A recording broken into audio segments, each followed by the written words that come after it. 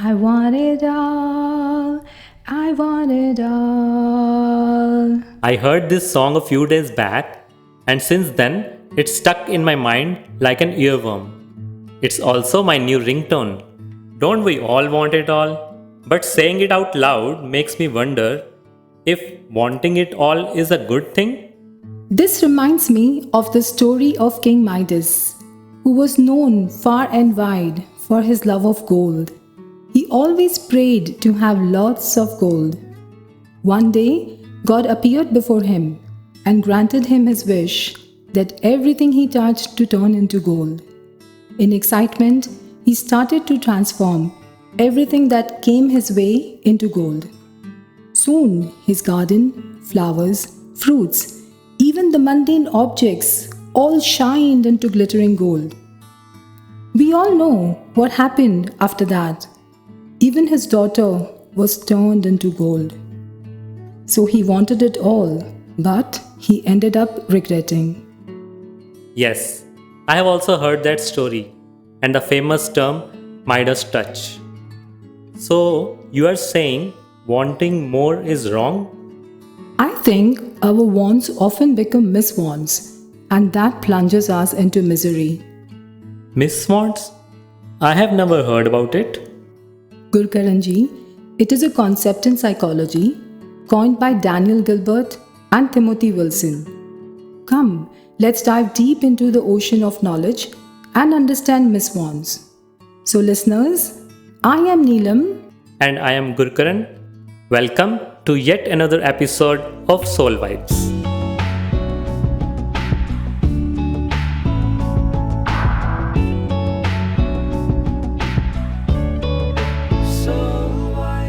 We all want many things in our life. The latest phone, a new car, branded clothes, a nice house, promotion in job. And we all know how happy we feel when we get these things. In the end, we all want to be happy. So is wanting all this wrong? Sometimes we want things because we overestimate or wrongly predict the level of enjoyment or satisfaction we would get from it. The forecasting of our happiness is wrong, and this is called miswanting. Forecasting. As an accountant, I've always heard this term in the office when we deal with financial budgets. If the numbers are wrongly forecasted, the whole planning and roadmap can go haywire. Never really thought that this applied to happiness too. So let's imagine we want a car. Now, having a car might help us reduce our travel time. It might allow us to travel to a new destination. So, we make an equation in our mind. Car is equal to, say, 10% more happiness. We are always forecasting whether a want will provide us a certain level of happiness. And that forecasting may go right or wrong. To discuss this further, we have with us today Gaurav-ji, Rashmi-ji and Tinu-ji. Gaurav-ji, we would love to hear your thoughts about miswanting. Nirankari. The topic of miswanting is unique and thought-provoking. As part of my job in insurance sector, we also do some forecasting activities. So I thought we could take some examples to understand how to forecast better, whether it is insurance or happiness. Let us take an example of recent floods in Dubai. Unfortunately, they caused a lot of damage to life and property. We are currently in process of giving the insurance payouts to people who have claimed their insurance. I see some people have underestimated the risk of their assets and underinsured, which has resulted in substantial losses. Even overestimating their anticipated losses, some people might overinsure and thus pay higher premiums. Yes, the floods definitely posed a tough and stressful situation for so many people. And on top of that, I'm sure that incorrect predictions led many people to feel dissatisfied and sad at the end of the day. This was such an unexpected situation. Yes, nobody wanted it, or anticipated it coming. But Gauravji, do you think that planned wants can also turn into miswants? Miswanting prevails in our lives also. Last month, there was a good staff discount available on an electric car. When one of my colleagues heard of this, she got very excited to own an electric car. She felt owning a car was a status symbol and would give her a tag of being an environmentally conscious person. She thought that going electric would also save a lot of fuel costs. She got the car and really liked the drive, its utility and features. Oh wow! Hearing this makes me wonder if I should also buy an electric car. Gurkaran ji, after she bought the electric car, she was told to travel to our Abu Dhabi office twice a week, which is approximately 150 kilometers from Dubai. We all know that electric cars need to be charged very frequently when being used over long distances. You can imagine the new car is not of that much use now, and she had to switch back to her old car for most of her traveling. Though people appreciated her environment-friendly decision, she is not happy now because she has spent a lot of money on a car that has not been used much. Her want eventually turned out to be a miswant. So true. Sometimes our wants are impulsive, and without some planning, they cause us unhappiness. Actually, there is nothing wrong about getting an electric car. The only issue is not anticipating if it is suitable for me. Thank you, Gauravji, for helping us understand more about planning. Gurkaranji, this was about planning. But what do you think? How does miswanting affect us when we are trying to achieve a goal? If I reflect on it, we could be miswanting at any given moment. We often focus only on what we are going to say next. We imagine that once we say it, we will get praise and attention. And that leads us to miss what the other person is saying. That's precisely why miswanting leads us astray and is detrimental. Shrimad Bhagavad Gita also mentions, "You have the right to work only, but never to its fruits. Let not the fruits of action be your motive, nor let your attachment be to inaction." One should do their duty without being concerned about the result, whereas we first anticipate the result and then proceed with our duty. This is getting interesting. Neelam ji, do you think that needs and wants can be very different in different cultures and geographies? Yes, I think so. Let me give you an example. When I moved from India to UAE, I suddenly felt a culture shock. Dubai is so multicultural and people have different aims. Some emphasize attaining money, some education, some emphasize service to community, etc. For a while, it felt like I was getting influenced by every person I met and was running in different directions. Then I had to introspect regarding my wants and values. Otherwise, I felt I was being swayed by the current trends or my peers without understanding how this will help me reach my goals. I agree. It's just like my financial advisor says, everyone should have their own investment plan. Our wants should be based on our goals and circumstances, without coming under pressure from those who are in completely different circumstances. Definitely. Miswants can actually affect a person from any culture, living anywhere in the world, whether old or young, whether a student or a professional. Let's hear from Rashmi ji, who's studying in grade 12, to hear her views with regards to miswants in a student's life. Thaninkarji, when the topic of miswanting was given, I was not sure what the topic was, and I started doing some research. What I found is really interesting. As a student, we always think that if I score high marks or full marks, I would be happy. But I found that is not the case. I found many articles where even the students who scored very high marks in their school are suffering from anxiety and depression due to not getting into their dream college. That is very insightful. I also came across articles where some students who got admission in their dream college were still unhappy, or their life satisfaction index level was similar to the pre-admission level. I noted that the extreme happiness which we think we will get by scoring high grades or getting admission in certain colleges is overrated and actually a miswant. After a few moments or days of happiness, everything returns to normal. This reminds me of a famous dialogue from one of my favorite movies. Success के पीछे मत भागो, excellence का पीछा करो. But does that mean that students should stop aiming for the best? Actually, we should still aim for the best. But our happiness should not be dependent on the result. The burden from the process has to be removed. Satguru Mataji has mentioned in her discourses to focus on the journey, not on the destination. If our journey is enjoyable, surely the destination will be beautiful. As students, we all run and keep running for a long time, not realizing where the destination is. We think we're running for success, and later we realize we actually are running away from failure because we are told our happiness depends on success. After running for I don't know how long, we realize there is no finish line.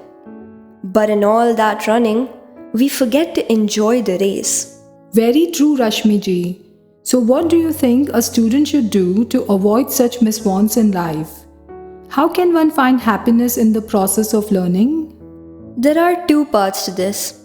Whenever my focus diverts to the results, I remind myself that education and learning are meant to keep my mind engaged, to help me understand the world, to make a positive contribution to the world, and learn from the brightest minds in economics, science, math, etc. I then start to enjoy every new piece of information I learn. Amazing. And what is the second part?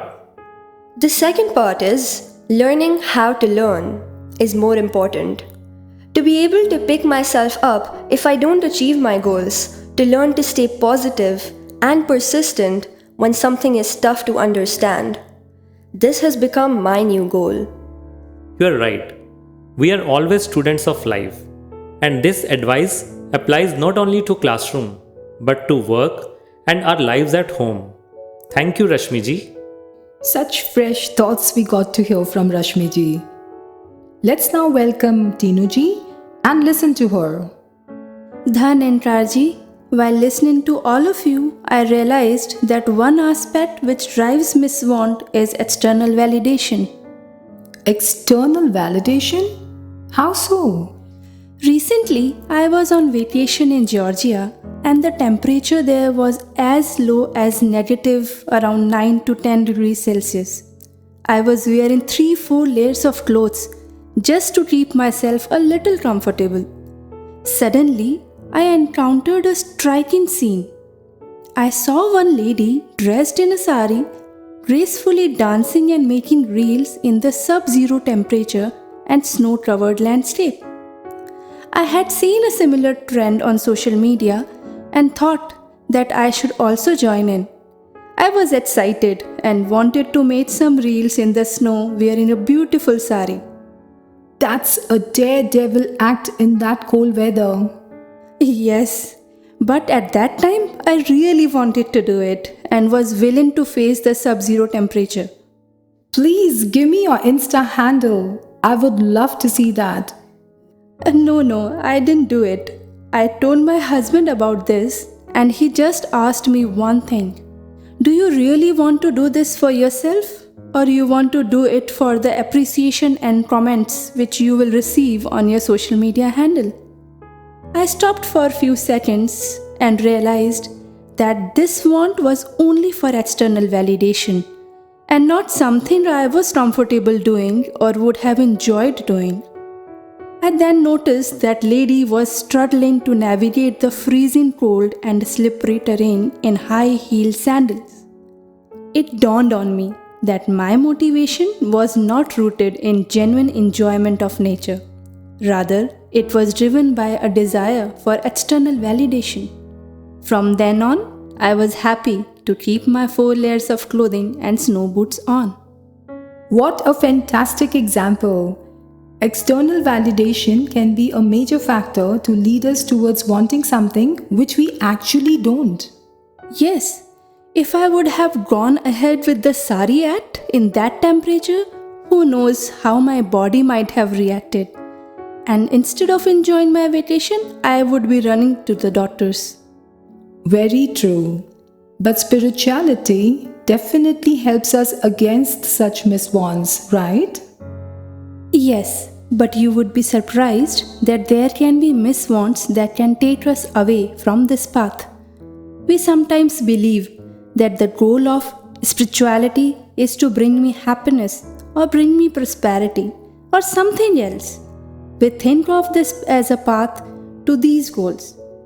The moment I start thinking that happiness is the goal, I am chasing something fleeting. Whereas the ultimate goal of spirituality is to attain the eternal bliss. So, Tinuji, how was your journey from happiness to bliss?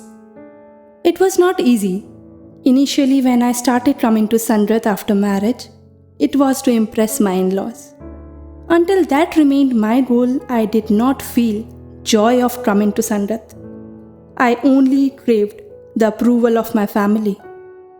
It was only over time, as I started listening to the teachings of God-realized saints, that I understood my miswants. And then I started enjoying Sandrath for the bliss. What a beautiful journey to a blissful attainment. Actually, spirituality is not a magic wand which will eliminate stressful situations from our life, but it helps to change our thought process and enjoy the journey. Indeed, stress is our response to a situation, and God knowledge helps to remove stress from situations. In Gurbani, it is beautifully written, Tera bhana meetha lage. When we are in acceptance, everything feels blissful. Rightly quoted Tinuji, but the sad side of human life is that the chase behind wants never ends. There is this quote by a famous author, Oscar Wilde. In the world, there are only 2 tragedies. One is not getting what you want, and the other is getting it. Thank you, Tinuji. Gurkaran ji, this takes me back to where we started from. Who does not want the latest phone, car, promotion? So when we buy a phone, it comes with some default settings and some inbuilt applications. We download various apps to enhance our experience and usage of the phone. But sometimes, if the phone slows down or we face some other issues, we can go back to its default settings. With so much anger, hatred, anxiety, and stress around, people have started thinking that this is very normal and probably the default setting. Or sometimes we think that the elation of achieving something is normal, and if I experience failure, that is not normal. You are right. When we become our feelings, we become trapped in a vicious cycle. We need to understand that emotions and thoughts are temporary. Our true default setting is that we are divine beings having a human experience. The default setting is that I am a pure soul who is connected with the super soul. This realization is attained with the grace of Satguru and reiterated in the company of saints, doing seva and simran. We forget that the ultimate contentment in life is to have peace of mind and to be in a state of bliss. Gurkaran ji, this reminds me of a beautiful poem that I would like to share with our listeners. In the realm of desires, the miswants entwine, leading me astray on the path not truly mine, but through the whispers of the spiritual breeze, a gentle reminder to seek what truly frees. I turn my gaze inward, where truth resides, in the sanctuary of my being, where divinity abides. In silence and stillness, I find the sacred key to release the chains of miswanting and set my spirit free. In unity with the universe, I find my purpose clear, to spread light and joy to all I hold dear.